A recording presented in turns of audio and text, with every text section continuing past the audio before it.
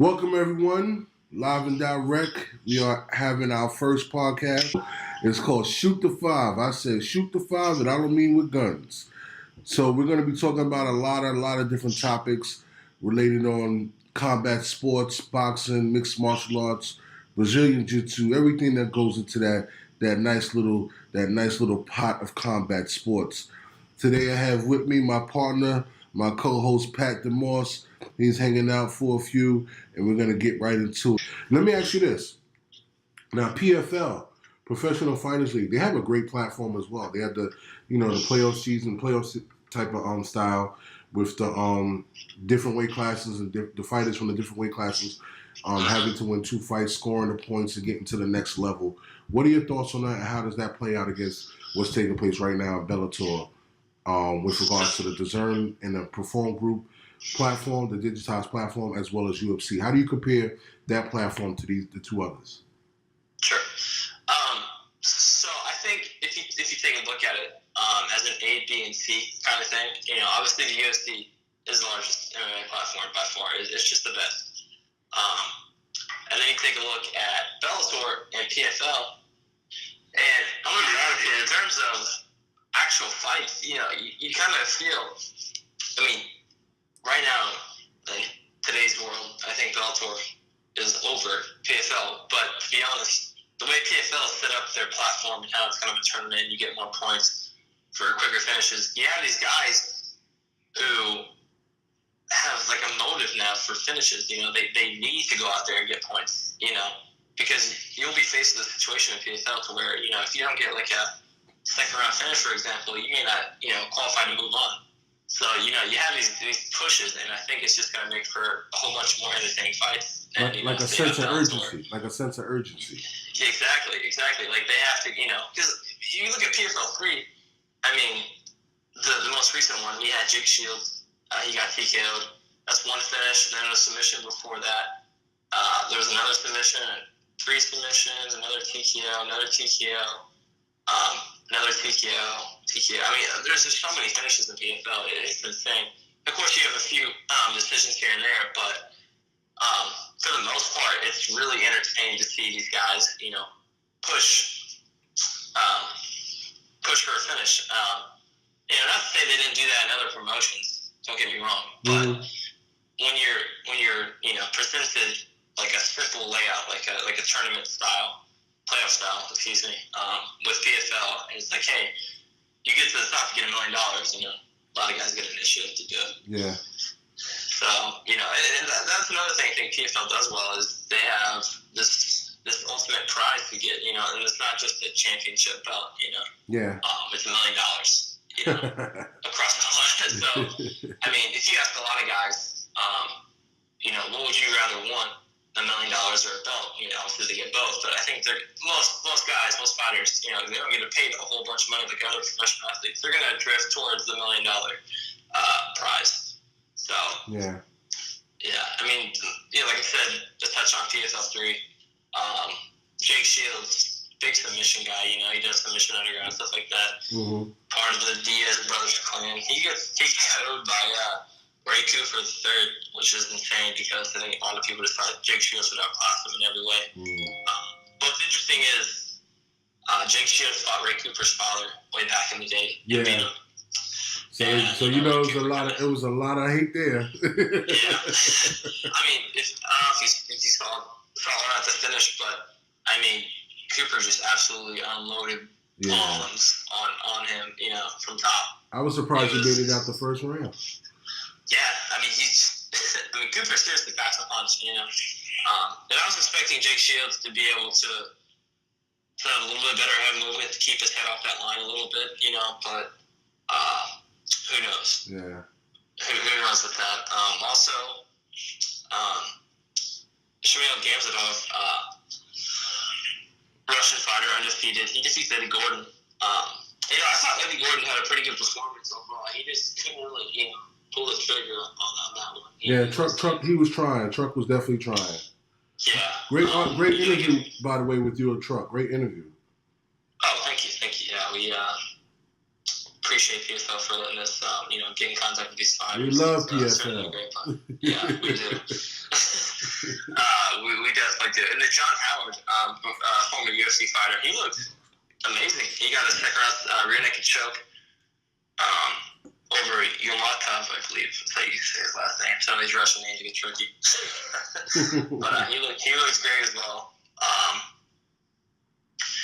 But yeah, I mean, PFL, like I said, it's booming right now. Well, let me ask you this. What are your thoughts on Thursday's fight card? Because everybody's coming to see Andre Harrison. Hometown guy from Valley Stream, Long Island.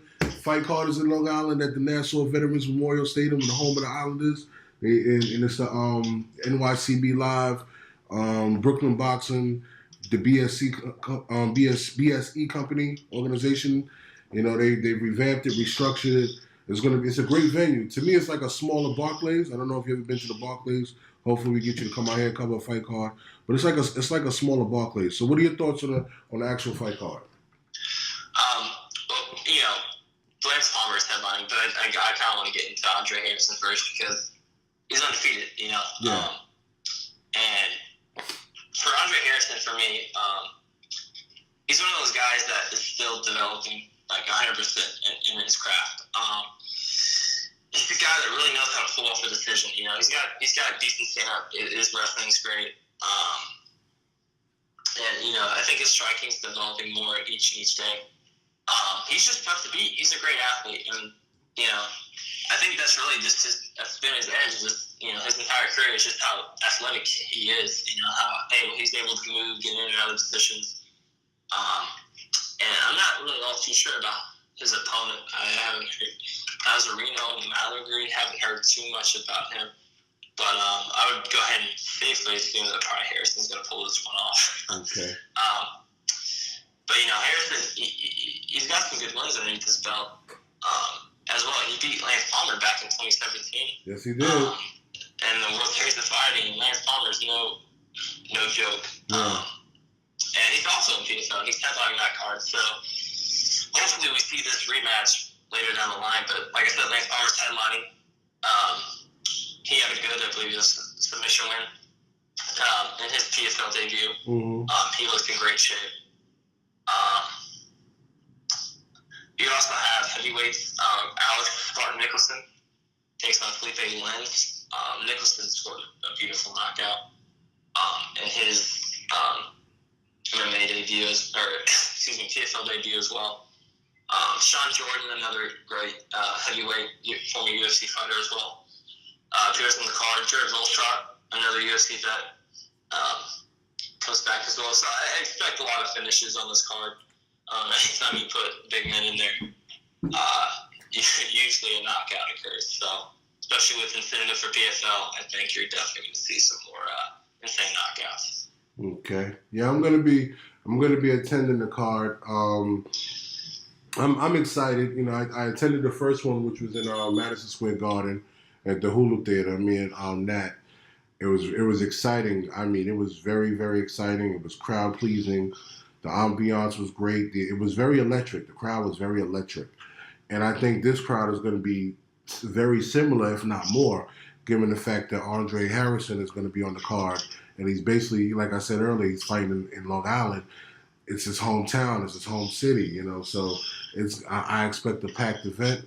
I expect the house to be packed. I expect him to put on a great performance, as well as all the other fighters on the card. I think they're going to put on a great performance also. And to piggyback as to what you said earlier with the incentive piece, right now it's go time. Right now you want to wow the crowd to build your fan support and get that either great submission or great knockout, so that way when you go further in the playoff system, in the playoff season, people will really know who you are.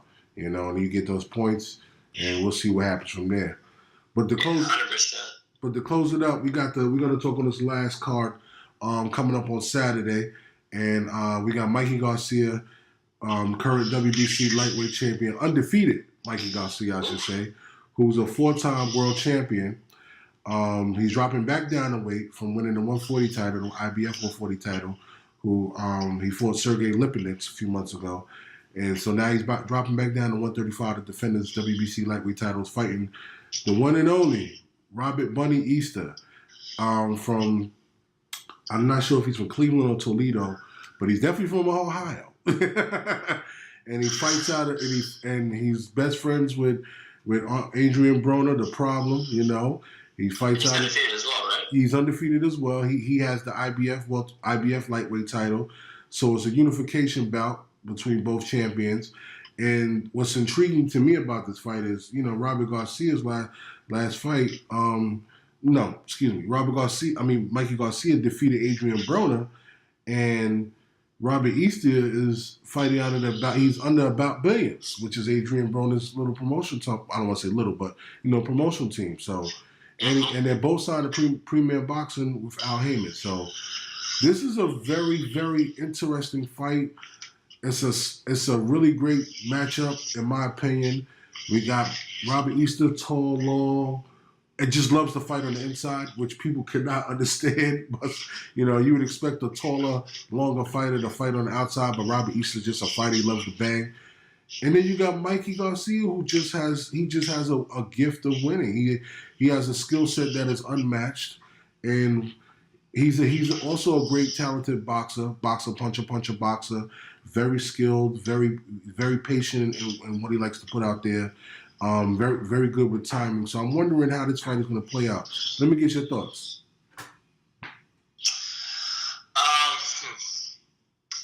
Like you said, you mentioned Garcia being undefeated. And how many titles does Garcia have, by the way? Mikey is a 4-division world champion. 4-division, okay. Yeah. And I believe he has nearly 40 pro fights. So yeah, it took a while for him to get up there. I think Garcia is going to be the more patient fighter.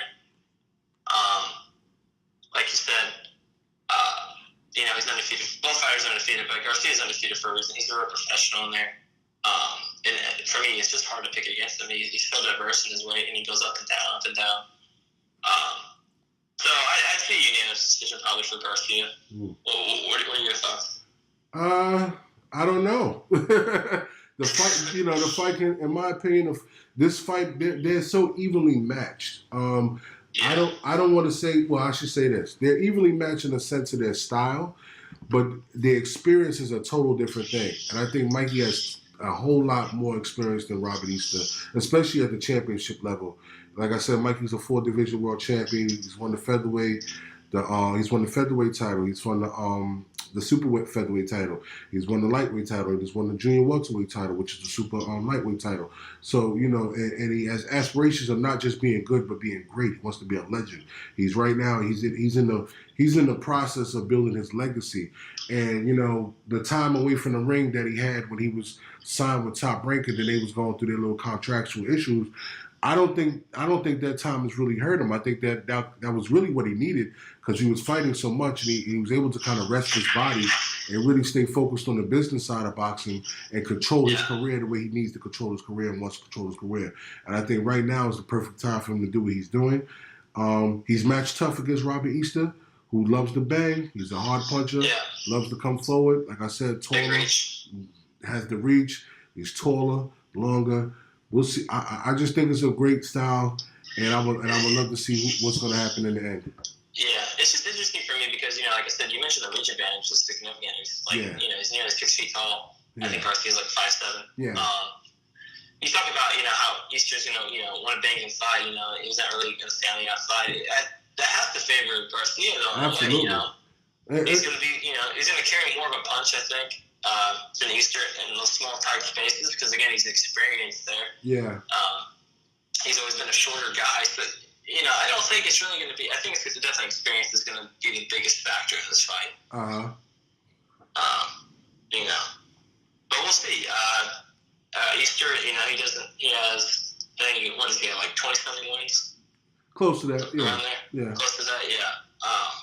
He's not a huge finisher. So, do you think this fight goes the distance, or do you think someone gets clipped? I think someone is going to get clipped, and it could be a right hand. It could be a right hand from Easter, or it could be a left hook from Garcia to do it. I don't think this fight is going the distance. I think either Robert Easter is going to land a nice right hand that's going to knock Mikey out, or I think Mikey's going to land a nice left hook that's going to knock Robert Easter out. Who do you think's carrying the better chin in this fight? Mikey, definitely Mikey. Yeah, definitely Mikey, and I attribute that to the, like I said, the ring experience, how many times he's fought, the people he's fought. I think Mikey's just a tough hell of a guy, and it's just going to be a fantastic fight. I would love for it to go the distance, you know, because it'll showcase both men fighting to the end, which what makes fights so beautiful when they both give it their all, you know. But I just don't think it's going to go to the distance, and it's all about who's going to land that one-hitter quitter, in my opinion. Yeah. I don't think there's going to be a slow-paced fight either. I think both guys are really just going to come after it. Yeah, Robert Easter's coming for the knockout. Because for one thing, you're fighting in Mikey's backyard. You're fighting in Staples Center. You're fighting in California. You're not going to come out here and get a decision. You got to, and you're not, and especially if you're down with Adrian Broner, you're not going to come out here and get a decision against Mikey Garcia. So you're going to have to come out and knock him out. Simple as that. But last but not least, we want to talk about our little upcoming documentary on the Lopez brothers, who fight out of California, Burbank, California. Adam Lopez, Blue Nose Lopez is what they call him. Hector Lopez, the Bomb Lopez is his nickname. They're both on Instagram. You continue to follow, support them. Check them out on Instagram. They have upcoming fights. Adam is fighting on August 3rd. He's fighting at the California Performing Education Center, fighting on Roy Jones Jr. Boxing Promotions on BN Sports, so you can check that out. They're going to have the link up soon enough where everybody can watch the fight.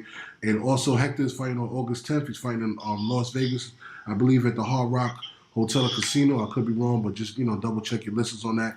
Also fighting the Roy Jones Boxing Promotion card on BN Sports, so make sure y'all tune in to lock in and watch that.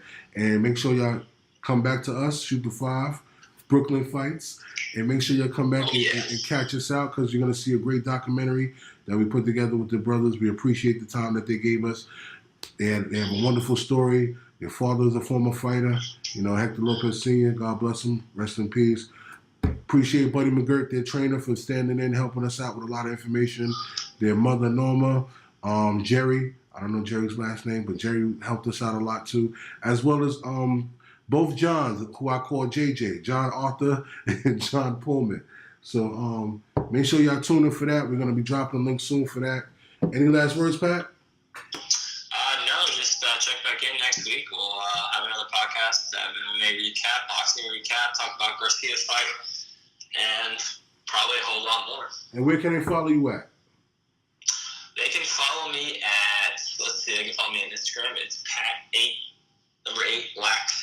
And Now, how did you create? Now, what made you create that? I play lacrosse. LAX stands for lacrosse. Okay. Pat, Patrick. Yeah, you got it. All right, cool. So you can follow me on Instagram, Xavier Porter 227, or you can follow me on Instagram, Brooklyn Fights 1. Either or, I'm cool with either or. Follow me on Twitter, Xavier Porter 227. Follow Brooklyn Fights on Instagram as well as Twitter. Make sure you lock in. Check YouTube, Shoot the 5, Brooklyn Fights. Continue to support. Make sure you hit the like, the share, the subscribe, comment, hit all the buttons. Okay, hit every button. We're open to working with all sponsors and donors. Hit us up. We are here. We are not going anywhere. We enjoy what we do. We want to give back to both sports. We want to get back to combat sports. And we're also going to be talking about life issues and a lot of other topics.